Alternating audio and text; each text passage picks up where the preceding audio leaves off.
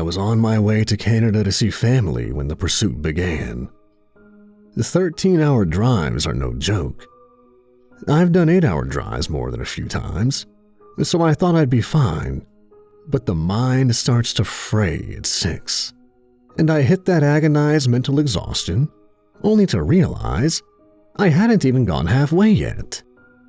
It was 11:54 p.m. CST when I pulled into that rest stop, past midnight my time, but just creeping up on it for that region of the world. And anti-noon is a very different thing out in the empty reaches of Middle America. Without the omnipresent haze of city light, the star-filled sky was a looming and clawing blanket on my awareness that seemed to possess parallax for the first time I'd ever seen. As I climbed out of my borrowed family van, I stretched and scanned the silent and still darkness, and began walking warily and unsteadily towards the pool of light around the rest stop building. I had the strangest notion that I could sense the different distances of the stars and even see them moving slightly. It was as if someone had hung the pinpoints of light nearly within reach, like the dome of a planetarium. I stopped right at the edge of artificial lighting that cut the sidewalk into opposite shades. Staring upward, I tried to make sense of what I was seeing. At 11:57, by my watch, a strange, constant, warm wind began to flow through the area. The silhouette walls of wood began to whisper and wave, outlined only by eerily close stars that seemed poised to hit the metronome treetops. This prompted me to move. Traces of vague fear slithered through the heavy fatigue on my senses, and I entered the rest stop's pool of electric light. The dark sedan rose in the edge of my vision, like a bubble emerging from the depths of a lake. It was already dark and silent, sitting in a spot at the opposite end of the parking lot, but it startled me with the realization that I was not alone here. I saw nobody on foot, so I figured they were either a maintenance man or already inside. Fixing my hair with a brief slide of my hand, I pushed through the heavy glass doors and into the small pocket of civilization the state built and maintained for drivers just like me. Yeah, there were security cameras over in that corner and a blue-lit phone stand for emergencies. I was fine. This was fine. The high clock on the wall hit midnight. The lights flickered briefly, and it occurred to me that this edifice of civilized safety could vanish in an instant if the power went out. I froze with my hand on the door to the men's bathroom and listened. Somewhere in the building, a radio or a phone had become audible, sending out one half of a conversation that was just poor enough in reception and echo so as to be indecipherable. The male voice coming from the phone seemed to be excited and fearful, practically shouting long strings of urgent information to whoever was listening. I say listening because there was no break in the staticky shouting to indicate anyone was talking back. Was this a radio that someone had left on? Or maybe a cell on speakerphone someone had dropped? If it was a cell phone, who had answered? Not quite sure why, I began to back slowly out of the building. The glass doors were heavy but quiet, and I heard the urgent crackling speech fade as each door swung silently shut behind me. Back in the warm, constant wind, I walked back to my borrowed family van with a sense of unease I couldn't shake. Now at a safe distance, I looked back at the rest stop, and that was when I first finally saw it. It was in the men's bathroom. That much I knew instantly from the position of the tall frosted window. An idea flashed into my awareness. The driver of the dark red sedan had been on his phone, had entered the men's bathroom, and had encountered it without warning. Whoever he'd been talking with had probably been frantically shouting over the line ever since. I nearly fumbled my keys, but got the van turned on and moving despite the vice-like grip of adrenaline on my limbs. No trucks. There were no trucks in the wider parking lot. My phone was dead because I'd forgotten my charger. Shaken. What to do? The next rest stop. Step on the accelerator. The next rest stop would have a blue lit emergency phone. The rest stops were roughly 40 or 50 miles apart. Not long. It wouldn't be too long. But what would I say? What had I seen? How had I even recognized it as a monster? The creatures I'd always seen in movies were typically of a few different but very clear types. Transmorphic like the Thing, smooth and bladed like the Alien, twisted perversions from places like Silent Hill, or animalistic like a werewolf. But the shadow I'd seen had been something else entirely. No cars, no gas stations, no exits. Just endless dark hallway. I hit the next rest stop at 12:54 a.m. CST, and I jumped out and ran through warm, constant wind under those eerily close stars to reach these new heavy glass doors. I froze with my hand on the second handle and turned to look back. There, close to the middle of the line of car parking spots, was a dark red sedan. Was it the same one? I hadn't gotten the license plate the first time. But how had they gotten ahead of me? I hadn't seen a single car in the road. Had they driven past with their lights off somehow? Different setup inside. It was a similar building, but with more corners. I clung to the brick wall and moved quietly. The clock hit 1 a.m., and the lights flickered briefly. I put my back to brick next to the blue-lit phone and picked it up while watching the closed bathroom doors and the entrance to the vending machine area. To my surprise, the phone was already active. "Hello?" a male voice said. I responded with, "Hello?" as well, completely taken off guard. "Who is the—" he began to say. "Who is the—" I said, cutting him off, then stopping myself as I heard his question. He said, "I," just before I said "I," and I stopped. Chilled, as I realized I was hearing my own echo before I even spoke. My fingers clenched wide around the phone as I stared at it from an inch away. This couldn't be real, could it? I needed to be sure. I let the idea spill down toward my mouth. "Test phrase," he said. I bit back the words as soon as I heard my pre-echo. "Ah, you got me," the voice said, humored. My blood ran cold. Somewhere in the building, that indecipherable voice talking over a radio or speakerphone rose once more, this time desperately shouting for a response. I moved toward the front, but then had a sudden notion. I'd gone that way last time. I felt hunted, and if it was really happening, my unknown pursuer would expect that. I went through the door to the woman's bathroom instead.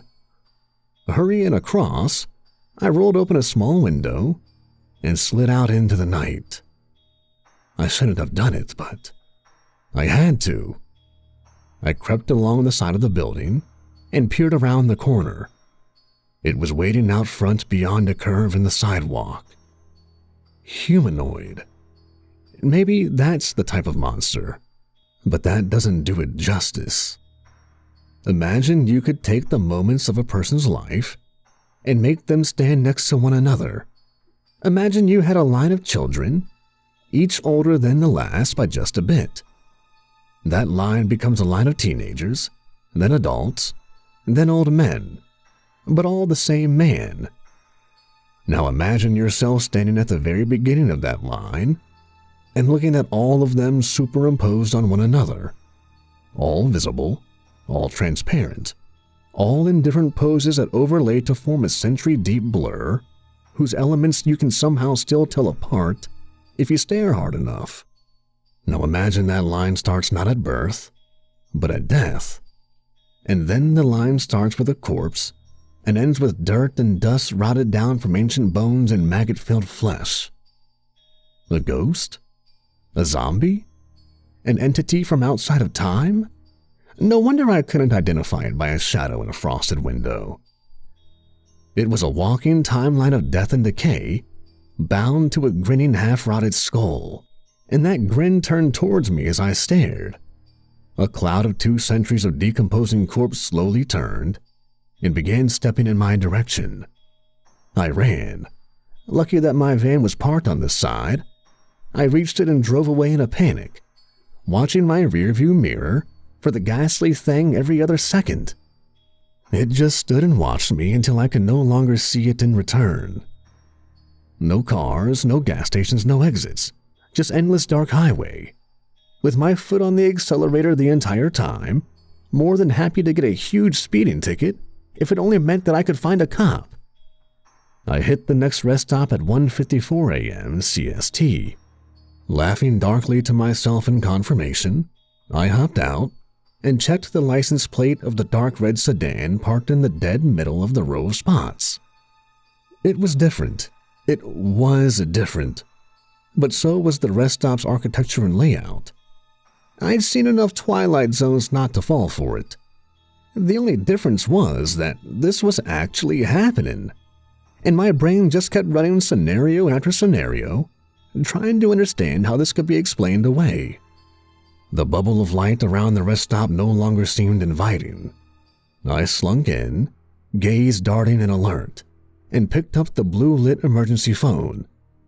Not hearing a dial tone, I asked, "What do you want?" My heart sank as the same voice replied, "I'm missing a piece." And indeed, I knew what he meant.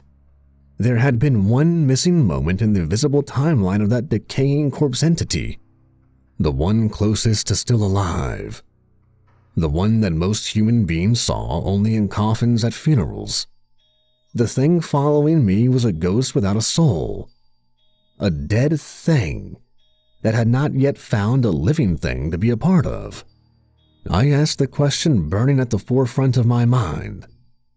"Why me?" "Isn't it obvious?" It laughed. "I'm your future." No. The phone began to creak under the force of my squeezing hand. "Yes. Did you think you were going to live forever?" "I'm not dead yet," I screamed into the receiver.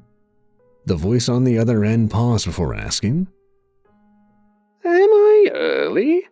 Oh my. What time is it by your clock?" I looked up at the high clock on the wall. 2:05 a.m. "Shit, that's right. We're on a road trip. I've got the wrong time zone." Its words initially brought me a spark of hope, but then I grew suspicious. "What do you mean? When were you supposed to come?" "We were supposed to die at 12:54 a.m., the entity breathed, very concerned. "We fell asleep while driving and suffered a fatal crash." "This is CST!" I shouted, half hopefully and half angrily. "You came an hour early. No way I'd fall asleep after that adrenaline rush." "So I'm your ghost, yet you didn't die," the other continued. "Because I showed up an hour early. We should meet and talk about what to do." While it seemed distracted, I dropped the phone and made a dash out the heavy glass doors and toward my van. It turned and tried to give chase, but I'd chosen the perfect moment. The van roared to life, and the headlights seared fire across its path. No cars, no gas stations, no exits. Just endless dark highway. I hit the next rest stop at 2:54 a.m. CST, already darkly bitter about what I was to find. The dark red sedan was now nearly on the other end of the parking lot from where it had started. I didn't stop. I blew right on through. The radio crackled, and his voice came through on the static. "I can't let you go. You know that, right?" "Go to hell." I slammed my hand down on the radio button. "Wait!" No cars, no gas stations, no exits. Just endless dark highway. I hit the next rest stop at 3:54 a.m. CST, with my gas tank nearly on empty and the skies showing zero signs of dawn. In this latest lot, the dark red sedan was at the farthest possible spot. There was no more running. My gas tank wouldn't take me to the next stop. I'd had ample time to think about that, however, and I eyed the dark red sedan that was somehow part of this mysterious battle of will.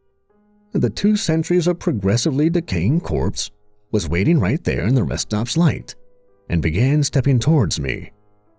I picked up a rock and smashed the window of the dark red sedan. As I cleared away glass and reached down to open the passenger side door, the radio inside lit up and said, "Do you know what will happen if you do escape? I won't lie. Reality will pop like a punctured balloon. Have you ever heard of a ghost without a dead human being to go with it? It's never happened before. Time will unzip." I climbed in and began reaching around in near total darkness looking for keys. The trash-filled car stank horribly, and I found myself fighting exhaustion, nausea, and darkness to stay focused. By the time I realized the keys were already in the ignition, the creature was right outside the broken window, and I turned the car on and tried to dive down to reach the gas pedal with my hand. But I didn't get there. Part of the piles of trash turned out to be a man reclining in the driver's seat, and part of the smell turned out to be coming from his bloated body. Not my ghost. This man had died in his dark red sedan some time ago. Not my ghost. It grasped my pant leg through the window, and I felt my jeans disintegrate up to my knee. Scrambling forward over his strangely moist, putrefying bag of flesh, I pushed the opposite door open and rolled out onto the sidewalk. The unbound ghost crawled through the car after me, but vanished with an elated fading scream as it fell into temporal contact with its proper host. It hadn't cared. It just wanted a host.